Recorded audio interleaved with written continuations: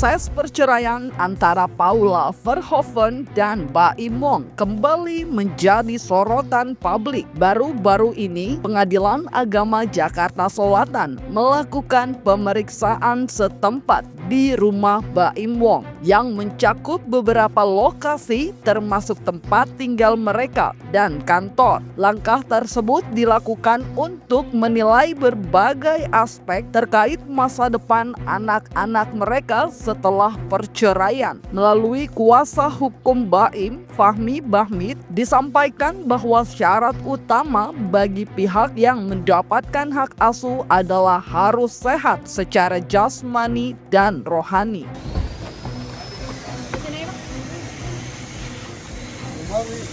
Baim, agendanya apa nih Baim? Agenda hari ini apa? Agendanya hari ini apa Baim? Apa Baim?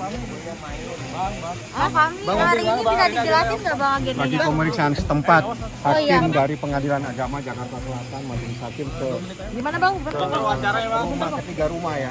Oh, rumahnya mana aja Bang? Oh, ini ada pemeriksaan Bang. Pemeriksaan setempat namanya oleh Majelis Hakim dan beberapa panitera.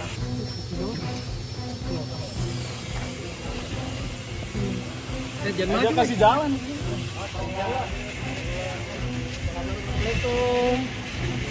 Pak, gimana untuk pemeriksaan hari ini gimana Kak? Tadi sudah di pemeriksaan di rumah ozon Kak? Buat kamu Paula. Ada. Ya ada masalah aja. Oh, ada masalah video ini gimana Paula?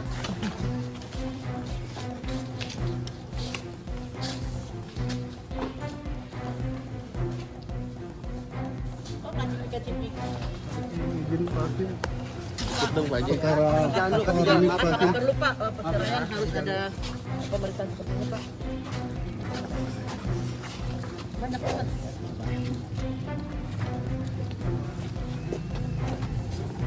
Ada bapaknya satu lagi. Kasih liwat dulu yang itu.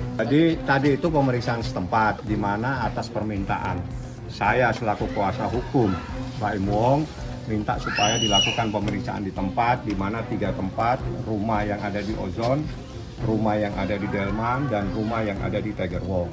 Dari tempat pemeriksaan itu biar majelis hakim yang menyimpulkan. Yang jelas tadi dalam proses itu majelis hakim juga sampai masuk ke kamar, juga melakukan pemeriksaan di lantai berapa di rumah yang ada di Ozon. Artinya hal tersebut untuk melihat kelayakan tempat untuk 2 orang anak tersebut. Apakah rumah tersebut layak atau tidak layak? Yang terpenting dari semua persoalan ini, seseorang itu harus sehat jasmani dan rohani. Apabila ada salah satu yang tidak sehat, baik jasmani atau rohani, tidak harus mendapatkan hak hadona. Ini sebenarnya niat baik dari pengadilan sendiri sih ya, mau tahu banget situasinya seperti apa. Dan memang satu-satu tempat tadi saya maafkan, saya juga nggak tahu zone. Saya juga tadi travel pancake, saya dari sini tiba-tiba udah ada di Tiger Wong. Dan saya ganti celana baru dia ke mereka semua ke mana, ke Yaman, nyari tempatnya, lihat situasinya. Dan kan ada CCTV juga yang jatuh, dia lihat CCTV-nya di mana, saya kasih lihat ini di sini.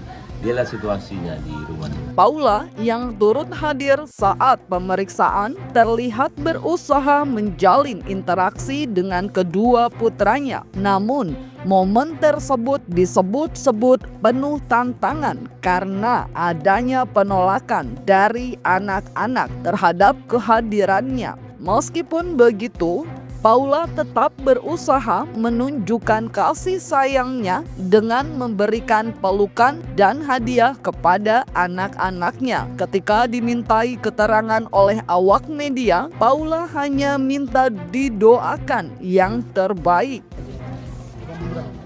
Udah ya? Jangan melewati batas muslim.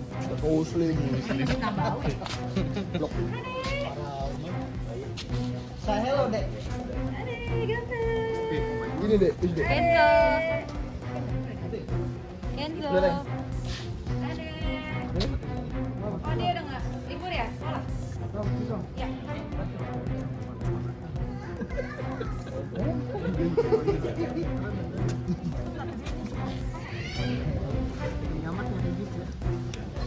Gini Tunjuk. Kita nggak nakutin kok.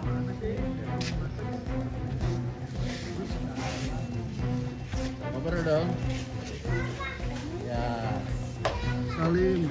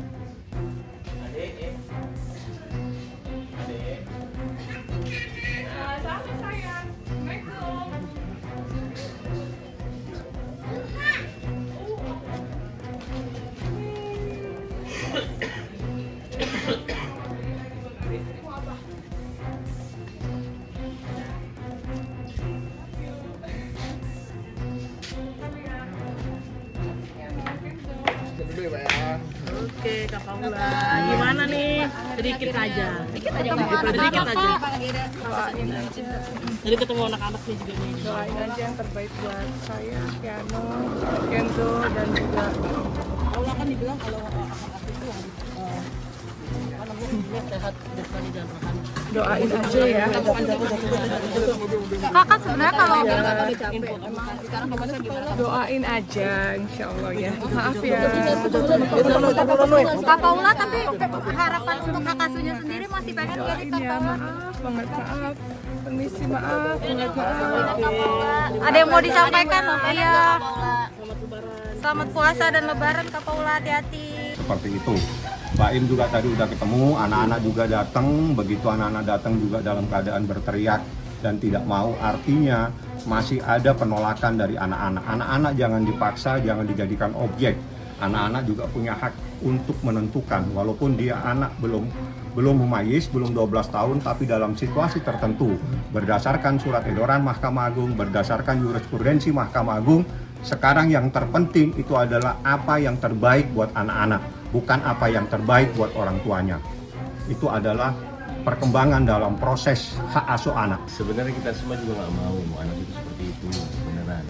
Pas datang seperti itu, cuman pas sekolah juga sebenarnya enggak. Anak-anak baik, dan pas anak-anak baik, kelihatan baik, saya suruh anak-anak untuk di depan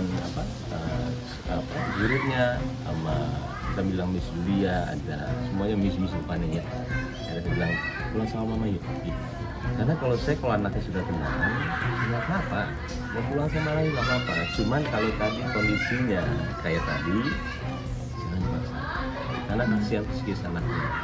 Dan saya tuh cuma sesimpel itu sebenarnya. Baim Wong juga sempat menekankan bahwa proses ini bukan hanya tentang hak asuh semata, tetapi lebih kepada mencari keputusan terbaik untuk anak-anak mereka. Selain itu, ia mengungkapkan dinamika dalam hubungan mereka, termasuk perubahan sikap Paula yang terjadi di tengah perjalanan kasus perceraian mereka. Proses yang awalnya terlihat kondusif berubah menjadi lebih rumit, sehingga menyita perhatian lebih banyak pihak. Akhirnya kuncinya cuman bonding aja, orang tua sama anak sampai benar-benar ini tiap hari kenapa-napa, tapi jangan bilang kita yang melarang. Itu salah banget, dan kita nggak pernah melarang sekali. Artinya kamu hak asuh ingin di kamu, tapi Paula boleh kapanpun. Ini bukan masalah hak asuh sebenarnya, ini masalah yang terbaik buat anak. Anak-anak sih ya. Ini bukan masalah hak asuh. Saya itu laki-laki, laki-laki itu sebenarnya maunya bebas. Kalau bisa saya nggak ngasuh anak, tapi gimana? Kita punya tanggung jawab sebagai orang tua. Saya mau perkembangannya bagus, di orang tua yang sehat. Beneran, apa adanya saya bilang. Kalau misalkan memang seperti itu, saya punya tanggung jawab. Dan saya sudah berusaha untuk bilang pertamanya sama Paula, secara damai, yuk daripada ini semua keluar, yuk kita baik-baik. Dan dia mau. Kita nggak usah bilangnya maaf ya, maksud pengkhianatan, dan dia bilangnya perselingkuhan ya. Nggak usah bilang. Dan Paula mau. Ada buktinya semua yang saya edukasi. Dan setelah itu tiba-tiba dia geser karena opini orang kali ya, dia nggak mau.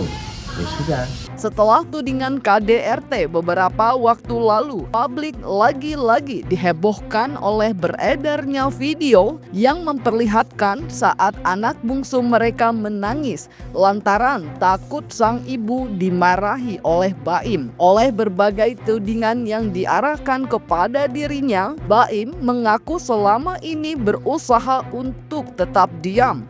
Namun menurutnya, apa yang dilakukan oleh Paula sudah melebihi batas, apalagi sampai melibatkan anak-anak mereka. Ya bukan gara-gara aku lah, kamu di situ tadi di meja makan bilangnya apa nih, gak ada dia berdua nih, kamu bilang apa? Belum, masih pada ngomong nih, asal lo tahu ya berdua nih depan tadi di situ, asal kalian tahu ya, nggak ngomong apa-apa, diem nih gue. Jangan kok beda ya, nggak ada papa sama ini mulai. Jangan, itu harus ngerti loh. Jangan diajarin apa sama papa. Itu jadi gue bagaimana? Gue langsung cabut lagi lah. Dia tuh nyulut gue mulu. Dia pengen banget gue salah. Gue cabut lagi. Tapi ketika gue kesana, gue tahu ini orang kok nggak belajar ya. Gue mau ngapain sih kesini? Lu sebenarnya mau bonding beneran atau mau cari masalah terus dengan bukti-bukti yang lu selalu rekam? Capek Paula. Ini juga semuanya kan nanti kita berdua juga ngebesarin anak. Bukan aku sendiri, harus ada sosok ibu juga. Saya bukannya mau mempertahankan hak asuh anak. Yang terbaik buat anak saya harus lakuin. Dan bukan berarti saya memisahkan. Beda juga. Ini beda-beda semua kan persepsinya diputer-puterin terus. Nah ini saya apa adanya bilang, dan alhamdulillah hakim di sini lihat semuanya. Lihat, tadi datang ke rumah yang ada di Ozon, ya udahlah dilihat seperti itu. Silakan hakim yang menyimpulkan. Juga datang ke Tiger Wong, tempat anak-anak bisa bermain dan sebagainya. Dia bilang, wah ini tempat pasti nyaman. Ya pasti nyaman anak-anak di situ. Dan terakhir ke rumah ini. Ini sebenarnya permintaan saya sebenarnya sama pengacara mereka, sama pengadilan ketika pengadilan baru 2 kali 3 kali. Datang deh, saya bilang. Daripada saya beropini sendiri, kejadian seperti apa, yang satu membela, yang saya seperti bukan begitu. Datang deh. Jadi tahu semua sendiri. Akhirnya mereka datang lagi dengan niat baiknya melihat sendiri kok. Dan bukannya kita menghalangi untuk ini, enggak. Saya mengajarkan yang baik setiap hari sama anak. Bicara soal hak asuh anak, Baim Wong mengungkapkan majelis hakim setempat bertanya bila hak asuh ada di tangan orang tua. Ia pun tak masalah dengan hal tersebut. Namun, pada saat bersamaan, Paula justru menolak. Bahkan tak diperbolehkan bertemu anak selama 6 bulan. Ia pun mengaku khawatir berbagai fitnah yang dilayangkan justru akan membuat anak-anak berbalik benci dengan ibunya suatu saat nanti. Yang paling tahu akan semuanya adalah kita berdua. Mau itu KDRT, mau itu mengajarkan anak untuk membenci ibunya, mau itu pelit, mau itu kita berdua. Tapi ada satu yang dia lupa. Ada saksi hidup yang akan terus berkembang. 2 anak ini dan semua yang ditulis sama dia itu abadi. Yang dibully ke saya itu abadi. Suatu saat anak bisa baca, dia akan nanya sama saya, ini apa KDRT? Bukan. Nih, saya akan memperlihatkan sekolah besar sama anak saya. Pasti itu abadi dan dia akan melihat satu yang tidak mungkin dilakukan sama semua kejadian ini. Kemarin saya dibilang saya mengajarkan yang tidak baik sama anak. Anak tadi sudah gede, dia baca. Dan setelah itu dia akan menanyakan sama saya, Pak, kok mama ngomong kayak begini? Papa kan gak kayak begini. Dia lihat komen semuanya. Kok siapa yang saya takut-takut yaitu membenci ibunya nantinya. Dan ini yang gak dipikirin sama Mila. Saya tuh takut sebenarnya, takut anak-anak itu berbalik nanti sudah besar. Di tengah berbagai polemik yang terjadi, Baim pun menyampaikan pesan penting kepada Paula. Karena apapun yang terjadi, anak-anak tidak akan bisa tumbuh tanpa kasih sayang dari ibu dan juga ayahnya. Karena itulah alangkah baiknya untuk mengambil keputusan yang terbaik demi para buah hati. Nah, ada satu momen dia terima kok. Di sekolah saya terima, saya jujur-jujuran. Dan saya senang lihat dia. Saya disuruh nunggu jam 11 sudah datang. Paula di sana di dalam, saya diemin. Setengah jam ada saya diemin, 40 menit saya diemin. Saya masuk. Yano, dia senang mukanya. Yano, mau pulang sama mama. pulang mama. Tapi habis itu nggak mau. Bini, udah jangan nangis-nangis, papa nanya doang. Udah, tapi kan lama-lama kan akan terjadi, ngerti nggak? Bonding lama-lama dia mau kok. Nah kalau gitu kalau misalnya mau nginep terserah. Sampai kadang-kadang juga sesimpel teori seperti itu. Tapi kenapa tidak bisa masuk ke dia yang akhirnya saya malah kayak orang jahat di sini. Bingung. Dan saya ngomong di sini bilangnya, saya harus berbicara dengan bahasa apa? Sedangkan saya nggak bisa berbicara. Kenapa? Di mata kalian yang nonton segala semuanya, saya dikira membela diri, salah lagi. Ya Allah, saya sampai bilang ke dia juga, Paula ini puasa loh. Ini puasa loh. Jangan mengumbar sesuatu yang tidak benar. Karena dampaknya gede. Dan ini kan setan lagi dibelenggu. Jangan sampai kita menjadi sesuatu hal yang kita inginkan. Takutnya kesana gampang goda. Dan saya bilang kok. Dan saya sekarang kalau misalnya ditanya gimana sekarang, saya nggak baca, saya nggak mau lihat berita soal saya apapun mau bagus berita soal saya juga. Saya tenang seperti ini dengan anak-anak, fokus. Kalau anak-anak sudah baik sama ibunya, silakan.